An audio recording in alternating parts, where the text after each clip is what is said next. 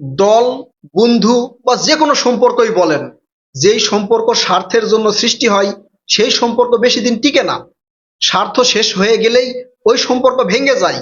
ওই সম্পর্ক টিকে রাখতে হলে অনেক স্যাক্রিফাইস করতে হয়। মান, রাগ, অভিমান ভাঙানোর জন্য অনেক কষ্ট করতে হয়, তারপর ওই সম্পর্ক টিকে। তো এই জাতীয় নাগরিক পার্টি এনসিপি যখন দল গঠন করলো, তখন তারা একজন আরেকজনের মান অভিমান ভাঙ্গিয়েছে, একজন আরেকজনের কাছে গেছে, অনেক কষ্ট করছে, সবার সাথে সম্পর্ক রাখার চেষ্টা করেছে, রাতের পর রাত, দিনের পর দিন একজন আরেকজনের কাছে গিয়ে দলকে প্রতিষ্ঠিত করার চেষ্টা করছে। কিন্তু এখন তো তারা সেটা করতেছে না। এই যে এনসিপির যারা শীর্ষ নেতারা, বেশ কয়েকজন এমপি হয়েছে, আর বাকি যারা আছে বিভিন্ন ধরনের এই যে জেলা প্রশাসক অথবা হচ্ছে মেয়র, বিভিন্ন ধরনের স্থানীয় নির্বাচন করবে। কিন্তু যারা নিচের পর্যায়ে আছে তারা কি করবে? তারা কি নির্বাচন করতে পারবে? তাহলে তারা দলে থাকবে কেন? আবার অনেক শীর্ষ নেতারা পদত্যাগ করছে, কারণ জানে যে আমরা যদি এখানে থাকি তাহলে আমাদের কোনো লাভ হবে না, শুধু এনসিপির একজন সদস্য হিসেবে থাকতে হবে। আর এই জাতীয় নাগরিক পার্টি এনসিপি যখন গঠন হয়েছে, তখন পুরা সরকার তাদের দিকে ছিল। তারা সরকারকে যা বলেছে তাই, প্রশাসনকে যা বলেছে তাই, যে কোনো জায়গায় যে টেন্ডারবাজি, চাঁদাবাজি, বদলি বাণিজ্য তারা করতে পারছে, তখন তাদের স্বার্থ ছিল। এখন তো স্বার্থ নাই। এই এনসিপিতে পদ পদবি পাওয়ার জন্য, কমিটিতে নাম না থাকার জন্য একবারে রাস্তাঘাট ব্লক করে দিছে, গাড়ি ঘোড়া ভাঙচুর করছে। সিরাজগঞ্জে 24 ঘন্টার উপরে মেন রাস্তা ব্লক করে রাখছিল, শুধু এনসিপিতে একটা নাম থাকতে হবে, কমিটিতে পদ পদবি থাকতে হবে। এখন পদ পদবি থাকার পরেও পদত্যাগের হিড়িক কেন? কারণ তারা জানে যে এখন যদি আমরা জাতীয় নাগরিক পার্টি এনসিপির সাথে থাকি কোনো লাভ নাই, কারণ প্রশাসন তাদের কথা শুনবে না। তারা এমন কোনো ভালো দলের সাথে যুক্ত হয় নাই বা জোট করে নাই যে ভবিষ্যতে তারা ভালো কিছু করবে। এনসিপিতে যারা যোগ দিয়েছে, বিভিন্ন জেলা কমিটিতে বা থানা কমিটিতে যারা যোগ দিছে, তারা এখন বুঝতে পারছে যে এই জাতীয় নাগরিক পার্টির ভবিষ্যৎ অন্ধকার। তাই একের পর এক সরে দাঁড়াচ্ছে, বিভিন্ন ধরনের বাহানা দিয়ে সরে দাঁড়াচ্ছে। আপনারা দেখছেন যে নির্বাচনের আগে এনসিপির শীর্ষ নেতারা সব এক ছিল, কারণ তারা মনে করেছিল যে এই জাতীয় নাগরিক পার্টি হয়তো বিএনপির সাথে যুক্ত হতে পারবে। বিএনপির কাছ থেকে তারা 30টা আসন চেয়েছিল, বিএনপি দেয় নাই, এই জন্য বিএনপির সাথে যুক্ত হয় নাই। এনসিপির শীর্ষ নেতারা যারা ছিল তারা সবাই চাইছিল যে আমরা এককভাবে নির্বাচন করব।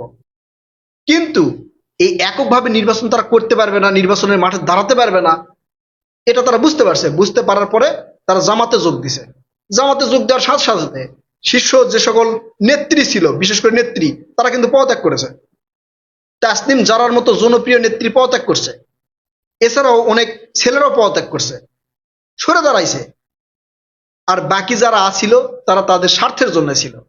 তারা চিন্তা করছে আমরা যদি জামাতের সাথেও যোগ দেই তাহলে 2-4টা আসন তো পাবো, এই চিন্তা ভাবনা কিন্তু তাদের ছিল। অথবা তারা নেগোসিয়েশন করছিল, যাক নেগোসিয়েশনের বিষয়টা পরে বলতেছি। এখন তারা এমপি হয়েছে, এখন যারা এমপি হয়েছে তাদের লাভ, যারা জেলা পর্যায়ে আছে, যারা হচ্ছে থানা পর্যায়ে আছে, তাদের কি লাভ? এই লাভ লস এর লোকসানের হিসাব করতে যায় এনসিপি থেকে এরা পদত্যাগ করতেছে। আর এই উচ্চ পর্যায়ে যারা আছে, যারা এমপি হয়েছে, তারা তো এক প্রকার বেল দিচ্ছে না বললেই চলে। অনেকে অভিযোগ করছে যে এমপিদের সাথে কথা বলাই যাচ্ছে না। ভাই যাবে না, আগেই বলছি যে স্বার্থের জন্য যেটা তৈরি হয় সেই সম্পর্ক টিকে না। সেই সম্পর্ক টিকাতে হলে আপনাকে অনেক স্যাক্রিফাইস করতে হবে। আপনি ওই নেতার বাসায় যাই, এমপি হয়েছে, তার হাত পা ধরবেন, তার তেল মাখাবেন, তারা কিছু উপার্জনের সিস্টেম করে দিবেন, তারপর সম্পর্ক টিকবে। আপনার মান অভিমান নিয়ে থাকলে তো সম্পর্ক টিকবে না। যাই হোক, এনসিপির নেতারা একের পর এক পদত্যাগ করতেছে, বিভিন্ন জেলা থেকে পদত্যাগ করতেছে। এই জামাতের সাথে জোট গঠন করার সাথে মোটামুটি ওই ধরেন 4/1 ভাগ পদত্যাগ করছে। এই নির্বাচন হওয়ার পরে এনসিপির কিছু নেতারা হচ্ছে এমপি হয়েছে। এখন বিভিন্ন থানা ওয়ার্ড পর্যায়ের নেতাকর্মীরা পদত্যাগ করতেছে। একসাথে 7 জন পদত্যাগ করছে। 7 জন, রাঙ্গামাটিতে একসাথে 7 জন পদত্যাগ করছে শীর্ষ নেতা, মানে কমিটি বাতিল। এই ধরনের বিভিন্ন জায়গায় পদত্যাগ করতেছে, কিছুটা আমাদের সামনে আসতেছে, কিছুটা সামনে আসতেছে না, ভবিষ্যতে আরো পদত্যাগ করবে। আমি শুরুর দিকেই বলছিলাম এই জাতীয় নাগরিক পার্টি এনসিপি যে আশা বা যে উদ্দেশ্য নিয়ে দল গঠন করতেছে, এটা পূর্ণ হবে না। কারণ তারা মনে করছিল যে ইউনূস 5 বছর ক্ষমতায় থাকবে, তারা সারা বাংলাদেশে জেলা কমিটি তৈরি করবে, অনেকেই লোভে আইসা তাদের সাথে যুক্ত হবে, কারণ এনসিপির সাথে যুক্ত হলেই সরকার প্রশাসন তাদের সাথে থাকবে। এটা চিন্তা ভাবনা করেই তারা করছিল কি, এই এনসিপিতে যোগ দিছিল। তারপরে নির্বাচন পর্যন্ত দেখলো যে কোনোভাবে জামাত ক্ষমতায় আসতে পারে কিনা। যখন দেখলো যে জামাত ক্ষমতায় আসতে পারে নাই, বা এনসিপি যার সাথে জোট করছে তারা ক্ষমতায় আসতে পারে নাই, বিধায় তারা এখন এনসিপি থেকে সরে দাঁড়াইছে। দেখবেন কিছুদিনের মধ্যে আরো সরে দাঁড়াবে। আমি আগেই ভবিষ্যৎবাণী করছিলাম যে এই দল বেশি দিন টিকবে না, টিকবে না। এখনো বলতেছি, এই দলের ভবিষ্যৎ অন্ধকার। গণ অধিকার পরিষদের এই যে নুরুল হক নূর এখন প্রতিমন্ত্রী হয়েছে, তার দলের নেতাকর্মী আছে? দুইজন ছিল, নূর আর রাশেদ। তার মধ্যে নূর একটু মানে এমপি হয়েছে, এই ক্ষেত্রে বিএনপির সাথে যোগ দিয়ে মানে মোটামুটি একটা ভালো কিছু করবে। রাশেদ দল পদত্যাগ কইরা হচ্ছে বিএনপিতে ঢুকলো, বিএনপিতে যোগ দিল, দিয়ে নির্বাচন কইরা গোহারা হারছে। ঠিক এইরকম দশা হবে এই জাতীয় নাগরিক পার্টি এনসিপি। লিখে রাখেন, আল্লাহ মাফ করুক, ভবিষ্যৎবাণী করা ঠিক না, আপনারা লিখে রাখেন এইরকম হবে। এই 6টা আসন পাইছে বিদায় এই 6 জন, আর এর সাথে যারা আশেপাশে যারা থাকবে তারা ছাড়া বাকি কেউ থাকবে না। এই যে আসিফ মাহমুদ, সজীব ভুঁইয়া আসে এনসিপিতে যোগ দিছে কেন? এনসিপিতে যোগ দিছে কারণ তিনি মেয়র নির্বাচন করবেন, এনসিপির পক্ষ থেকে তাকে সাপোর্ট করা হবে, মেয়র নির্বাচন করবেন। মেয়র নির্বাচন করলে কি হবে সেটা আমি নির্বাচনের আগে যেমন বলছিলাম যে যতই জামাত শিবির লাফালাফি করুক, জামাত জোট লাফালাফি করুক, কার পাশা গেছে কার টেবিলে যতই গান তৈরি করুক, এরা ক্ষমতায় যেতে পারবে না।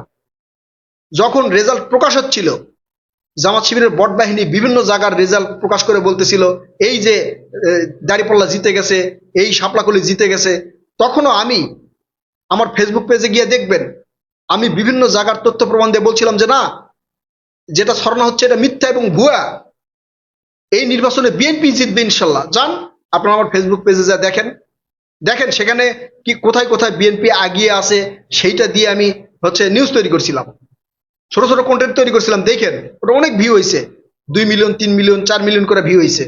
দেখেন আমি বলছিলাম জিততে পারবে না, মিলে গেছে। তো এখন যেটা বলতেছি এটা ভবিষ্যতে মিলে যাবে ইনশাল্লাহ, আপনারা নিশ্চিত থাকেন। এই জাতীয় নাগরিক পার্টি এনসিপির দশা এই গণ অধিকার পরিষদের মতো হবে। 2-1 জন থাকবে, ভিবিনুর হক নূরের মতো 2-1 জন থাকবে, আর বাকিগুলো দেখবেন ধুলিস্বাদ ধুলিস্বাদ। কারণ এরা এই দলটাই গঠন করছে হচ্ছে স্বার্থের জন্য। আমি কিন্তু এদের পূর্বের কথা বলতেছিলাম, জুলাই আগস্টে এদের ভূমিকা কিন্তু অপরিসীম।